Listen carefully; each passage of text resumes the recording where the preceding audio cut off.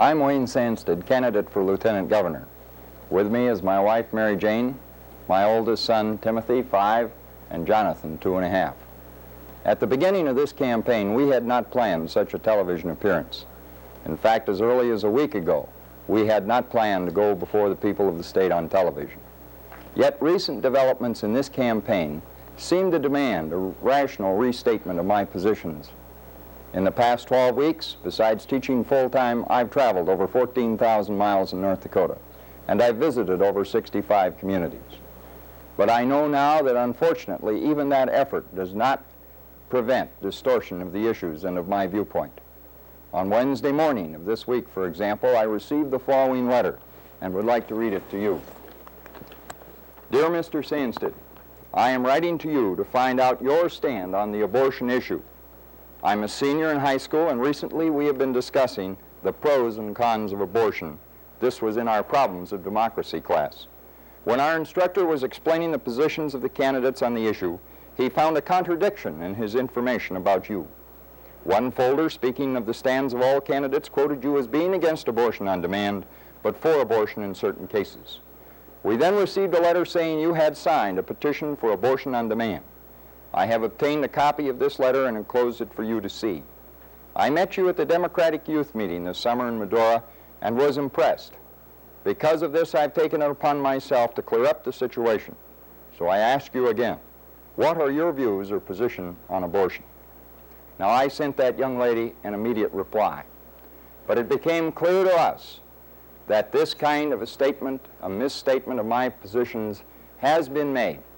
It's been made in letters, phone calls have been made, yes, and even meetings have been held which all testify to the obvious and I think vicious attempt to conduct a campaign of distortion against my position on abortion. Earlier this year, it is true that I signed a petition to place the abortion measure on the ballot. I did so because I felt the time had come for the people of North Dakota to make a decision once and for all on this matter. I have never objected to placing an issue of legitimate public concern on the ballot for people to decide. I have strong confidence in their judgment. My own position on abortion was clearly expressed in an early statement I submitted to the North Dakota Right to Life Association, and in that statement I said, and quote, I consider abortion to be an unacceptable form of population control. I subscribe to the present North Dakota law which permits an abortion to save the life of the mother and would support an effort to protect innocent victims of rape and incest. Further, I think we should consider cases where conclusive medical evidence indicates a lifetime of dependency upon the state or parents due to severe mental retardation and where there is no awareness of life. Therefore, I shall vote no on the abortion measure. I'm opposed to abortion on demand. I think that should take care of some of the misleading statements and some of the misleading opinion that has been spread.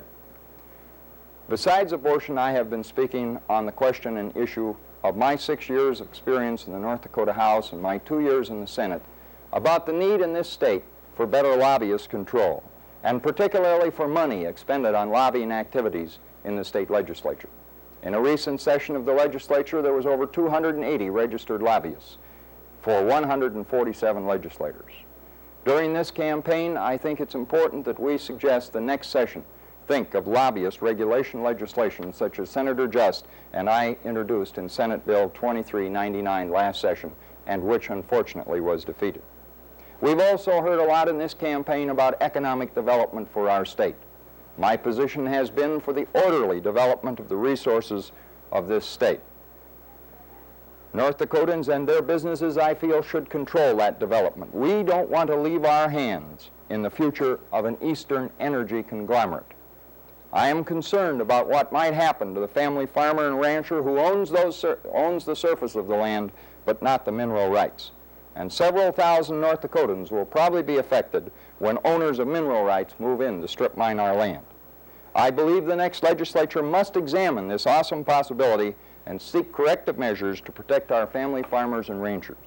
If I'm elected Lieutenant Governor, one of my first acts will be to aggressively seek passage of legislation to greatly strengthen the state strip mine law. I've enjoyed this campaign. We tried to call attention to the issues as seen from my years of legislative experience, and I believe I have the maturity and the youth to represent the people of this state well as a lieutenant governor.